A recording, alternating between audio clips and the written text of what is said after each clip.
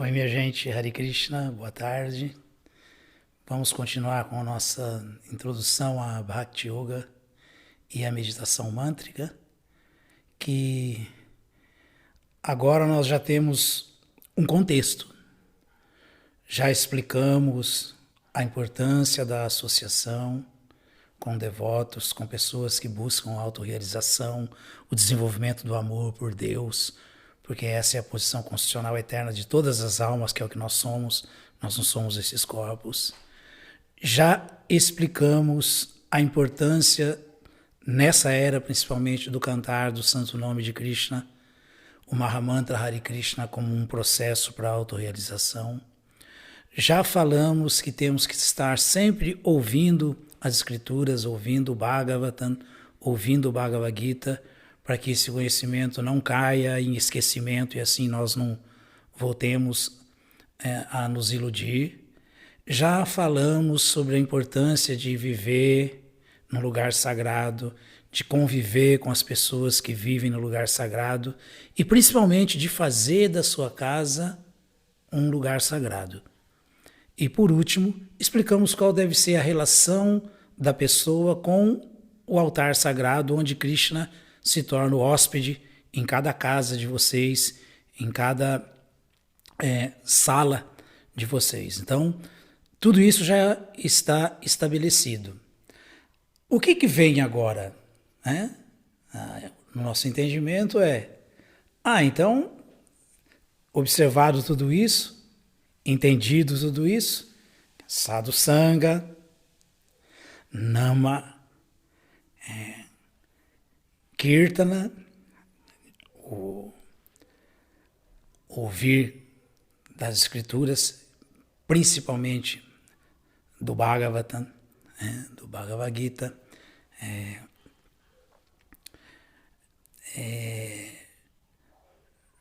Shravana, Bhagavata Shravana, a Mathura Vasa, tudo isso foi o que o Sr. Chaitanya explicou para Srila Sanatana Goswami, o próprio Krishna, explicando para um dos principais acharyas do movimento de Sankirtan dele. E depois, por último, a relação com Krishna em casa, com o altar sagrado, a convivência onde Krishna é o centro, que é exatamente o relacionamento constante com a adoração em casa. Imaginem só, o hóspede que é o centro de todas as atividades em casa, o que mora ali, Deus, junto com Deus. Então isso tem que ser feito de maneira Shraddhaya Sevana, com veneração, com respeito, com muito carinho, com muito cuidado, esse seva, esse serviço para Krishna que está em casa, para o mestre espiritual que está em casa, que não é diferente das formas Murti manifestadas deles. Então isso ficou bem claro, está bem entendido já. Supostamente quem entendeu isso, quem está entendendo isso, está vivendo isso, é um sério candidato a se tornar um devoto de Krishna, um sadhaka, um devoto que vive, o nome já diz, devoto, que vive observando votos, princípios. Então, aí começa a importância de entrar agora os princípios reguladores.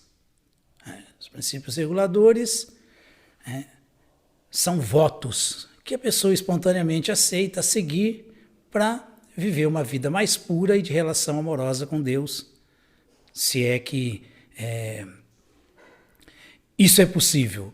E é possível, porque já temos várias experiências de gente que achava que não era capacitada para nada, não conseguiria nunca, mas que hoje tem vida completamente regrada, pura, voltada para essa meta última, que é a meta de desenvolver um relacionamento amoroso com Deus e se entendendo cada vez mais como um servo de Deus e se aproximando cada vez mais da meta suprema, que é se aproximar de Deus, ou seja, se aproximar do lar supremo, da volta para a morada eterna nossa, que é o mundo espiritual.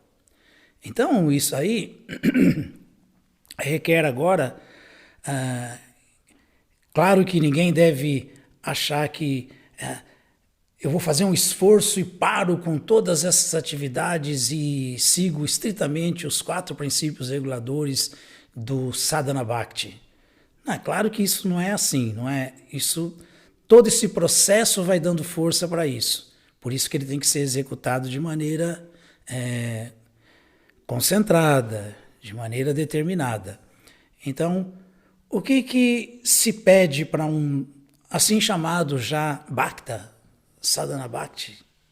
Quer dizer, o Bhakta que executa o serviço regrado, as regras e regulações. O que se espera? Se espera que ele observe pelo menos esses princípios que englobam praticamente todos os outros 4 princípios básicos. Primeiro, ele deve se abster completamente de carne, peixe e ovos.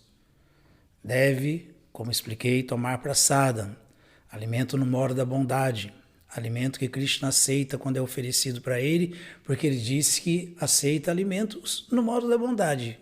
E alimentos são esses: cereais, vegetais, patram, pushpam, phalam, toyam, água, folha, flor, fruto e o que mais? Leite e derivados do leite. Isso é para se alimentar. Então, não carne, não peixe, não ovos. Quando alguém se abstém de carne, peixe e ovos, naturalmente surge no coração dele e se torna automaticamente uma pessoa misericordiosa. Ele se compadece do sofrimento alheio. Ele vê que, poxa, eu não preciso matar outra entidade viva para me alimentar.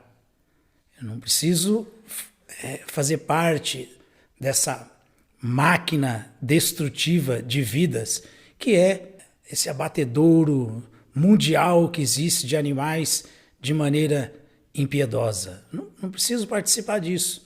Posso viver muito bem comendo alimentos que são super saudáveis, que dão a mesma energia, que me mantém completamente sadio, sem ter que entrar nessa trilha de pessoa pecaminosa e até certo ponto até demoníaca, né? Demoníaca, porque onde já se viu sacrificar diariamente animais para poder viver, para poder sobreviver. É uma coisa completamente absurda. Então, quanto mais alguém se regra tomando praçada e evitando esses alimentos impuros e alimentos que são sacrifícios de vidas alheias, ele cada vez mais, como se fosse numa mágica por satisfazer Krishna, ele cada vez mais vai desenvolvendo esse sentido de bondade, de misericórdia, de paz. Então isso é resultado de comer alimento no modo da bondade, sem ignorância e sem paixão, comendo alimento designado para ser humano e recomendado por Krishna, que se for oferecido para ele com amor e devoção, que ele aceita. Então esse é o primeiro ponto. Depois, não intoxicação. Então, não intoxicação significa... não é que, mas só um cigarrinho de vez em quando, um cigarrinho vegetariano, uma pontinha, né? Ou eu só fumo de corda, que é mais natural, ou álcool. Não, mas eu não bebo assim essas bebidas mais, só tomo assim de vez em quando uma caipirinha, tomo olha, eu só tomo uma cervejinha, só tomo... Não, tudo isso é intoxicação. Tudo é intoxicação. Então devemos nos manter completamente limpos e distantes da intoxicação.